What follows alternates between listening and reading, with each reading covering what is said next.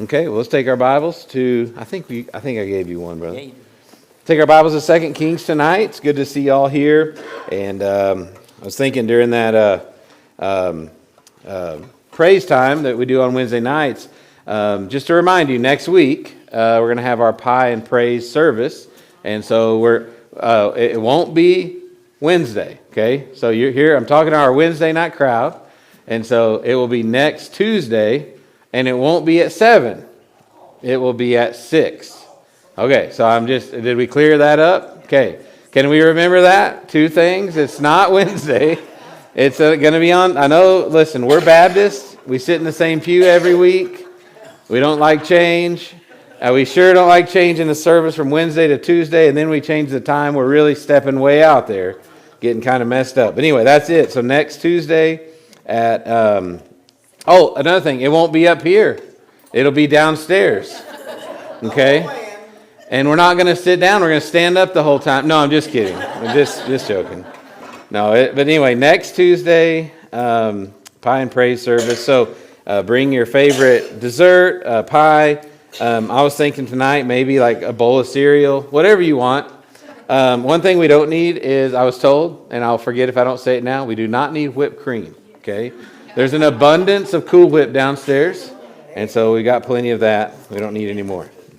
All right, now to the reason we're here. Let's look in our Bibles tonight. 2 Kings. 2 Kings is our book. Going through our study of Isaiah here, and we've worked all the way up to the book of 2 Kings. So tonight will be the overview. I was thinking about going to try to get 2 Kings in, and then go ahead and look at Isaiah 12 alongside it tonight. But I think what we'll do instead is just look at the book of 2 Kings, and then I'm going to put a bit of a Thanksgiving spin on it, because it's kind of our minds are going that way, and hopefully this time of year your heart's kind of going that way. I mean, we should be thankful year-round, right? But it is that time of year when it really we start really thinking about it. And so I'm going to give you something tonight that I hope is a help and a blessing after we look at 2 Kings. So we'll just do the overview tonight. And so on your notes there, it'll really just be that first page and then that first inner page as we get going here. So the book of 2 Kings. Oh, before we get to 2 Kings, last week we stopped a little short. We didn't do our chart. So do you have your charts tonight? If you have your chart, we can do that real quick. This is kind of like a Sunday school class on Wednesday nights. So sometimes we do a little bit of work. So if you have your chart, we filled out all the way through 2 Samuel, and we didn't have time to fill out our chart. This will actually help us tonight to just to review where we've come from. 2 Kings is a continuation, of course, of 1 Kings. And so remember what we looked at in 1 Kings?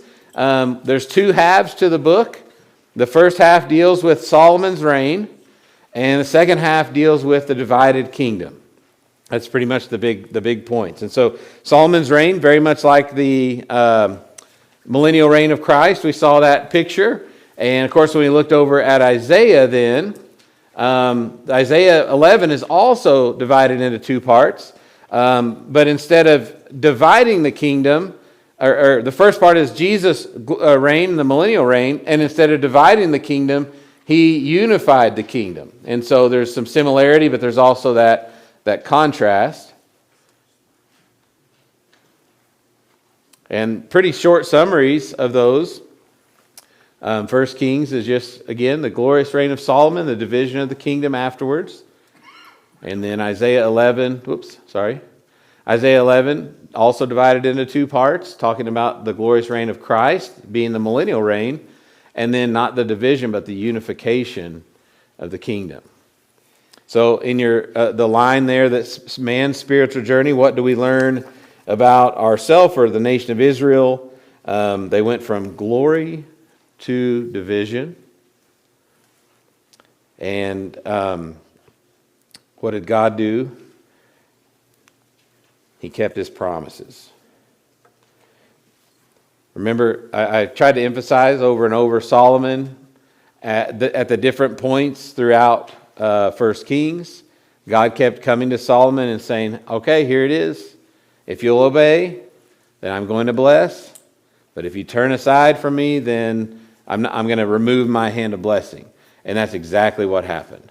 It's the same in Isaiah 11. Of course, not glory to division, but because the Lord will be on the throne, but God's going to keep his promise and unify the kingdom there in his reign. And it's a good review of 1 Kings, because 2 Kings is then the continuation of 1 Kings.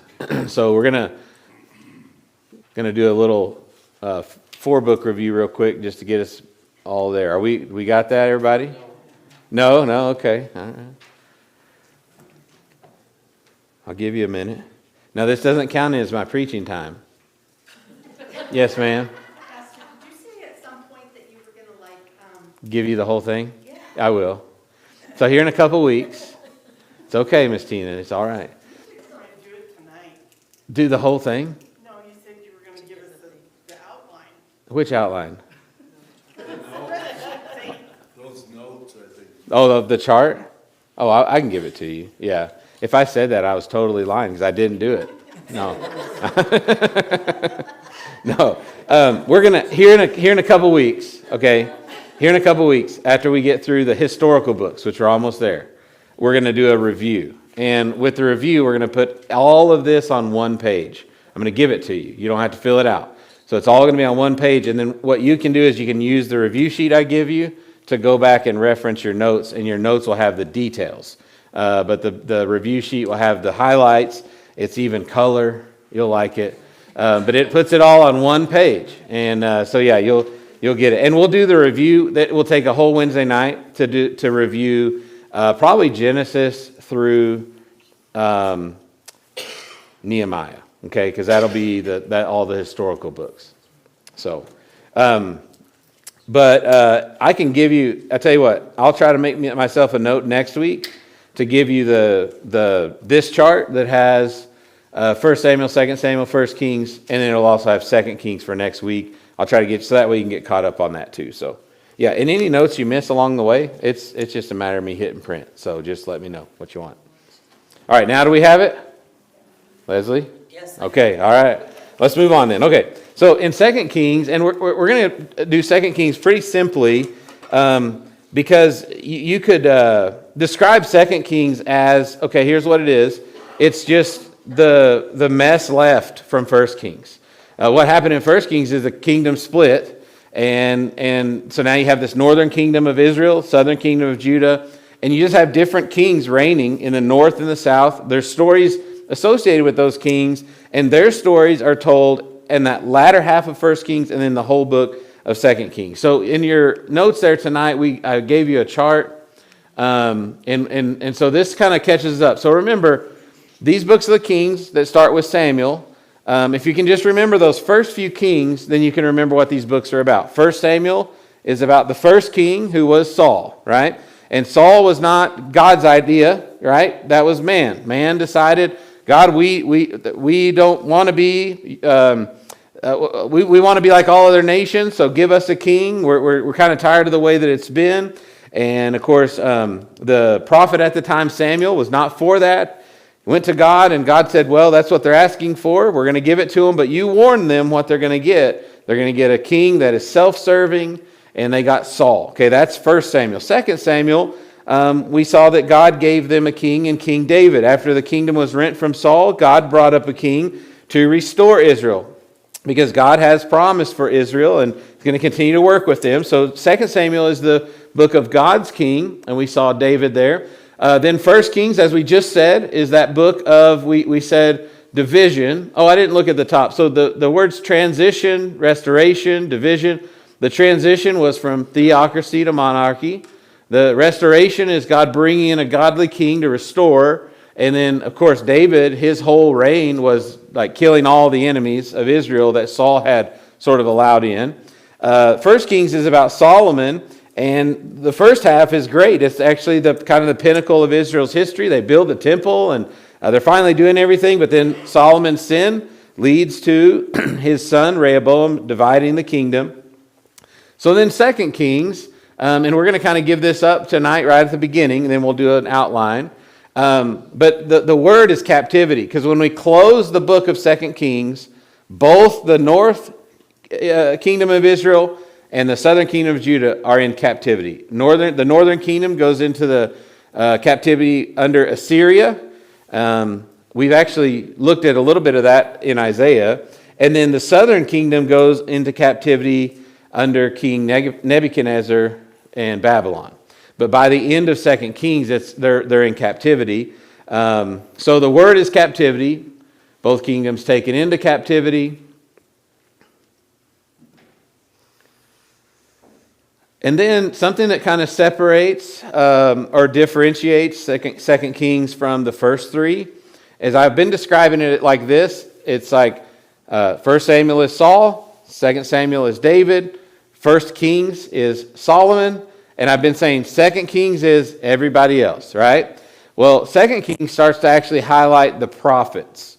And so I've kind of called 1 and 2 Kings the rising of the prophets. And the reason is when you get past the historical books in your Bible and you start looking at the prophets, the prophetic books, what you're going to do is you're going to figure out where those prophets prophesied, and they prophesied during the times of these kings.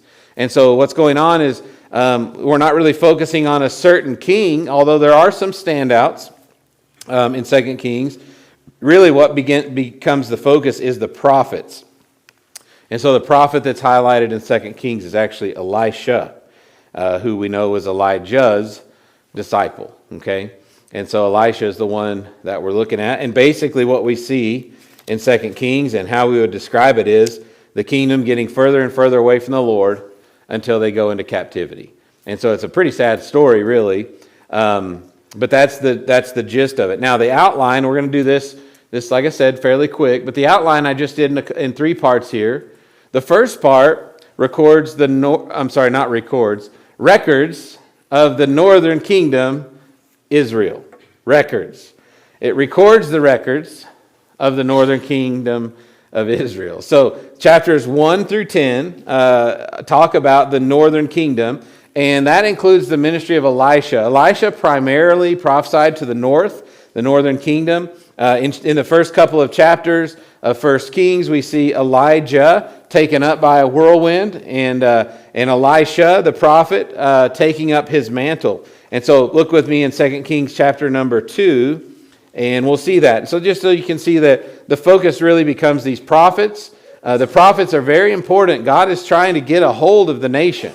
He's trying to save the nation through the prophets. And so the focus, the spotlight really becomes less about the kings and more about the prophets. But in 2 Kings chapter 2 and verse 11, we see Elisha come on the scene. It says, "And it came to pass as they went on and talked that, behold, there appeared a chariot of fire and horses of fire, and parted them both asunder. And Elijah went up by a whirlwind into heaven." Now, I was watching Jeopardy years ago, and they had a Bible question. Actually, they had a Bible category. And I don't remember what they call those, but they got the categories at the top, and they'll take, whatever, Bible for 500. And there was a question about Elijah and how he went to heaven. And the answer was, what is? A chariot. And as a child, I go, no! He didn't go up in a chariot. What does it say? He went up in a whirlwind. So at least one time Jeopardy's been wrong. Okay? That has nothing to do with the lesson. I just wanted to point that out. That I'm smarter than Jeopardy. No, I'm not. I have no desire to go on there. But anyway, so Elijah goes up to heaven by a whirlwind. And Elijah had asked Elijah. Do you all get those two confused too sometimes? Okay.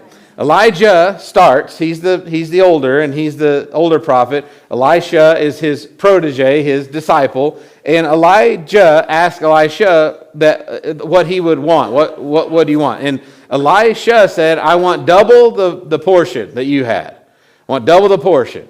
And Elijah said, that's a big request. But if you see me go when I go, God will answer. And so as Elijah goes up in a whirlwind, Elisha was there, even though a lot of people told him, hey, just give up. Your master's going today. He stayed right there with him. He saw him go up, and then God did grant him that. Elisha does twice the miracles that Elijah did. And we have exactly twice the miracles in the Bible recorded that Elisha did. And so it's really the rise of the prophets. Notice in 2 Kings chapter 3, if you want to turn over there, notice that the kings really start to look to Elisha. They recognize that Elisha is the prophet through whom God is speaking. So 2 Kings 3 and verse number 11, but Jehoshaphat said, is there not a prophet of the Lord, that we may inquire of the Lord by him? And one of the king of Israel's servants answered and said, here is Elisha the son of Shaphat, which poured water on the hands of Elijah. And Jehoshaphat said, the word of the Lord is with him. So the king of Israel and Jehoshaphat, the king of Edom, went down to him.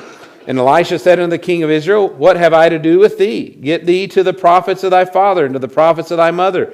The king of Israel said unto him, nay, for the Lord hath called these 3 kings together to deliver them into the hand of Moab. And Elisha said, as the Lord of hosts liveth, before whom I stand, surely where it were not that I regard the presence of Jehoshaphat the king of Judah, I would not look toward thee nor see thee. But now bring me a minstrel. And it came to pass, the minstrel played, that the hand of the Lord came upon him. And he said, thus saith the Lord, make this valley full of ditches.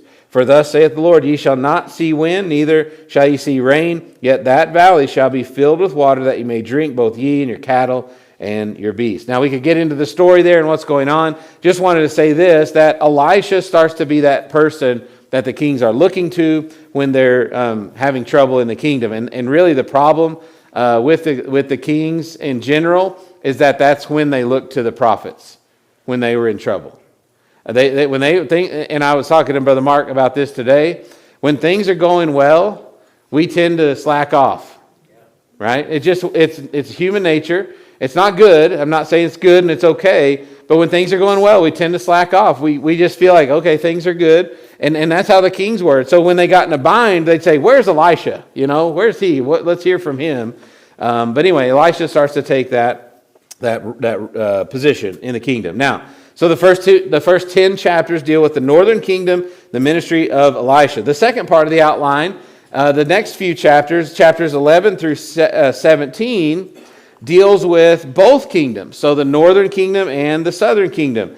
And as you read through it, you've got to read slow and careful. It's the part of the Bible where it's kind of hard to tell who you're reading about sometimes, and so it really bounces between the north and the south. And in chapter number 17, the northern kingdom is overtaken or besieged by the Assyrians. Now, in this section, chapter 17 seems to be a key chapter. So I've been trying to highlight a key chapter of each book of the Bible. If I were to pick a key chapter in 2 Kings, it would be chapter 17. So turn to 2 Kings 17, and you might jot down in your notes, if I did not include that for you, that chapter 17 is a key chapter.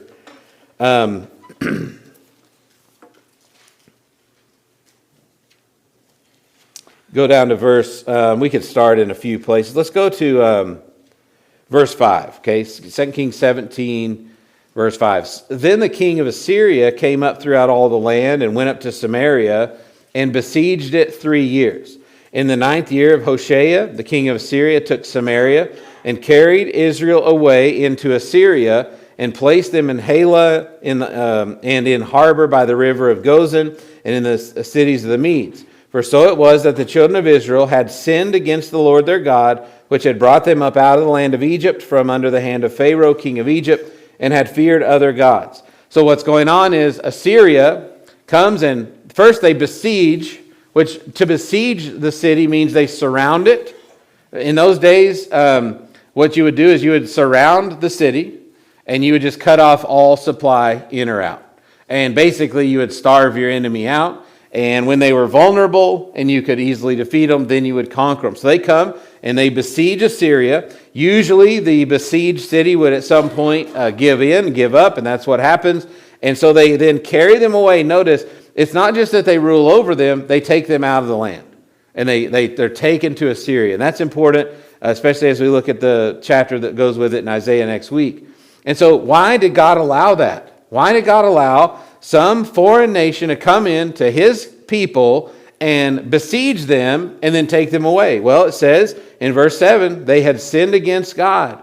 Verse number 8, they walked in the statutes of the heathen, whom the Lord cast out from before the children of Israel, and the kings of Israel which they had made. And the children of Israel did secretly those things which were not right against the Lord their God, and they built them high places in the cities, from the tower of the watchman to the fenced city. They set them up images and groves in every high hill and under every green tree. And there they burnt incense in all the high places, as did the heathen, whom the Lord carried away before them, and wrought wicked things to provoke the Lord to anger. For they served idols, whereof the Lord had said unto them, Ye shall not do this thing. Yet the Lord testified against Israel and against Judah by all the prophets, by all the seers, saying, Turn ye from your evil ways, and keep my commandments and my statutes, according to all the law which I commanded your fathers, and which I sent you by my servants the prophets. So notice this in verse 13. He's saying, in the first few verses, he's saying, I've allowed this nation to come in and besiege you, take you over,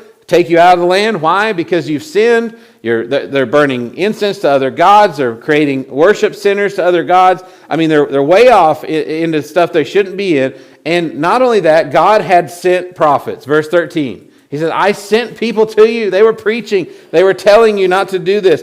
And the prophets, if you want to know, the prophets who prophesied during this particular time, that northern kingdom, was Jonah. We only know Jonah as far as his prophecy for the Ninevites and his experience with the whale, but he was one of the prophets in the north. Amos was another prophet, and Hosea prophesied during this time. God sent those prophets, along with Elisha, of course, and they rejected them. Now, verse 14, notwithstanding, they would not hear, but hardened their necks, like the neck of their fathers that did not believe in the Lord their God. And they rejected his statutes and his covenant that he made with their fathers, and his testimonies, which he testified against them. And they followed vanity, became vain, and went after the heathen that were round about them, concerning whom the Lord had charged them that they should not do like them. They left all the commandments of the Lord their God, and made molten images, even 2 calves, made a grove, and worshipped all the host of heaven, and served Baal. And they caused their sons and their daughters to pass through the fire, used divination and enchantments, and sold themselves to do evil in the sight of the Lord, to provoke him to anger. Therefore, the Lord was very angry with Israel, and removed them out of his sight. There was none left but the tribe of Judah only. So when we get to chapter 17, the northern kingdom is gone. They're now going to be part of the Assyrian nation. Now, God does preserve the people in that place, but they're out. So now the next portion of 2 Kings only deals with the southern kingdom. Why? Because the northern kingdom's gone, right? So the next few chapters record Judah. I keep saying record. It's supposed to be the record of Judah. Same thing. The record of Judah, the southern kingdom. So the portion includes the kings of Judah, which I should have mentioned, all the kings of the north are evil. They never had a good king. None of them followed the Lord. They all were wicked. The southern kingdom, it's like a toss-up. One would be wicked, one would be good. And a lot of years they spent serving other gods. And then a king would come in and he'd spend half his time cleaning it all up. Then they would start worshiping the Lord again. But then the next king would come in and do evil. And so this sort of flip-flop between good and evil would take place. But it's all southern kingdom after chapter 17. Now in chapter 25, if you go there with me, the book ends with the southern kingdom going into captivity. And so what 2 Kings, I hope you're seeing this, what it's recording is sort of the fall of the nation of Israel during this time. Important to note, God brings them back into the land and promises that to bring them back into the land, and he does fulfill that promise. But this is the last time, as you're reading your Bible, and you're thinking about history, this is the last time that Israel would be in their own land with their own ruler until 1948. Can you believe that? I mean, until our time. 2,554 years from 606 BC to 1948. For that amount of time, Israel was out of their land. Now, they did return to their land, a few of them, very few, in Ezra and Nehemiah. They rebuilt Jerusalem. They rebuilt the temple, but they were still under another nation's rule. Remember, when Jesus was on the earth, who was in power? Rome was in power. And so somebody, whether it was Babylon, or if it was the Medes, or the Persians, or whether it was Greece, or Rome, or the 7 other nations that occupied Israel after that, ending with Great Britain, and it wasn't until 1948, it's not in my lifetime, but I feel like in my time, when Israel was allowed to go back into the land. Now, next week, we're going to look at a prophecy that was given, that the Bible told us that was what was going to happen. And one of the most astounding pieces of evidence we have to know we're in the end times is Israel would return to the land. And we're going to look at that, not next week, because remember, next week, Tuesday at 6, Pie and Praise. But the next week, after that, we're going to look at that, all right? And so, but it ends with them, Judah, the southern kingdom, going to Babylon. So one kingdom goes to Assyria, the other goes to Babylon. Notice chapter 25, verse 1. It came to pass in the 9th year of his reign, in the 10th month, in the 10th day of the month, that Nebuchadnezzar, king of Babylon, came, he and all his host, against Jerusalem, and pitched against it, and they built forts against it round about. And the city was besieged unto the 11th year of King Zedekiah.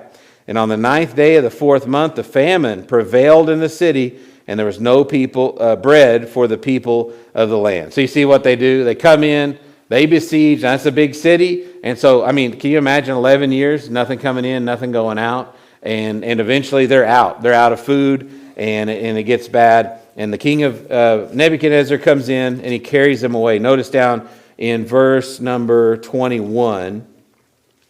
And the king of Babylon, Nebuchadnezzar, smote them and slew them at Riblah in the land of Hamath. So Judah was, notice this, carried away out of their land.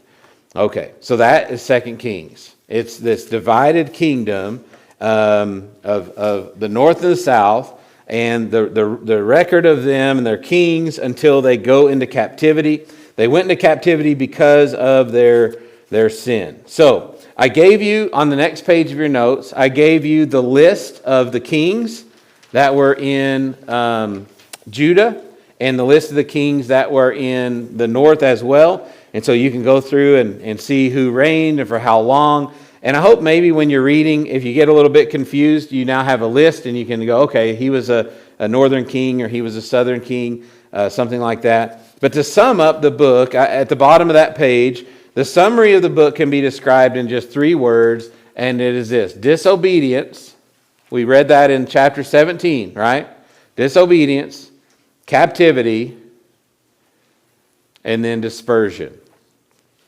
And I'm using particular words because when we talk about Isaiah 12, you'll know this, or you'll see it, but when we do the comparison, and then when I start talking, actually, Isaiah 12, there's no dispersion. It's actually the opposite. But we'll also talk about that prophecy, and we'll look at that dispersion and what we call a diaspora when they get kicked out of the land. The Bible prophesies, I'm just going to give you a little teaser here. The Bible prophesies 4 times that Israel is removed from their land, and then they, aliyah, they come back to the land. This is the word they use. So 4 times. You've got when they go down into Egypt, right? They leave the promised land, they go down into Egypt, and then they eventually, Joshua, remember, takes them back into the land. The second one is right here. You don't have to, this will be in your notes like next week, in 2 weeks. The next one is Babylon. Nebuchadnezzar takes them to Babylon. They come back into the land after that with Ezra and Nehemiah. Okay. Then they are scattered again with Rome. At 70 AD, Titus comes in and destroys the temple, runs them out of the land. They don't come back to the land again until 1948. The 4th time it happens is in the tribulation period. And we'll talk about that later. So what we're seeing is them coming back to the land now is the last time that happens before the end. And so it's a great prophecy about the coming of the Lord, the end times, that kind of thing.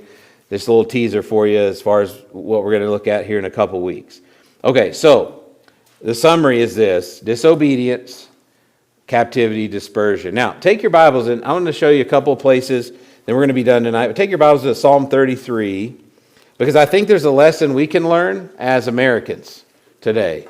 If we think we're exempt as a country from God's judgment, we better wake up, because God judges nations, and God judges nations righteously and truly, and America has a lot to answer for. I know that we were founded as a Christian nation. I know in general you might say we are a Christian nation. I don't know, though, if you take a poll today, if that would hold water or not. I'm really not sure if we can really call ourselves a Christian nation anymore or not. I do believe, and this is just my own personal belief, I do have some scripture maybe to back it up. I do believe the only reason the Lord is withholding his hand of judgment is because there are people in our country, a lot of people in our country that know the Lord, love the Lord, and are doing the right thing.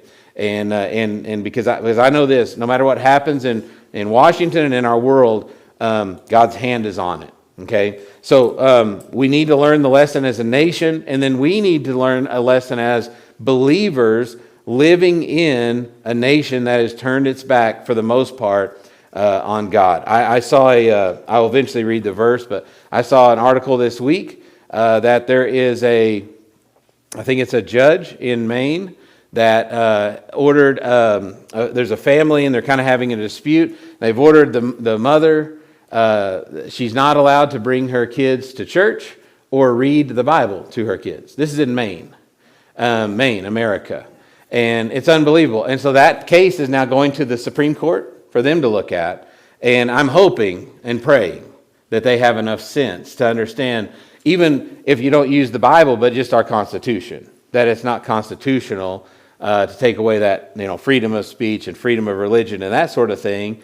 That's America 2025. America 2025. We have cities waking up to the prayer calls of the Muslims. This is America 2025. I'm just telling you, I'm not so sure we're not believers in Babylon, just like they were.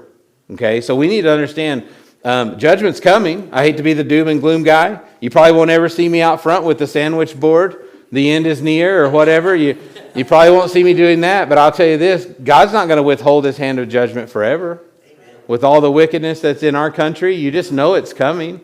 And so I want to review that, we need to think about that, and then I want to give you an example of how you can live right, even though the rest of the country seems to be headed the wrong way. Psalm 33, look at verse 12 with me. The Bible says, "Blessed is the nation whose God is the Lord, and the people whom he hath chosen for his own inheritance. The Lord looketh from heaven, he beholdeth all the sons of men. From the place of his habitation, he looketh upon all the inhabitants of the earth."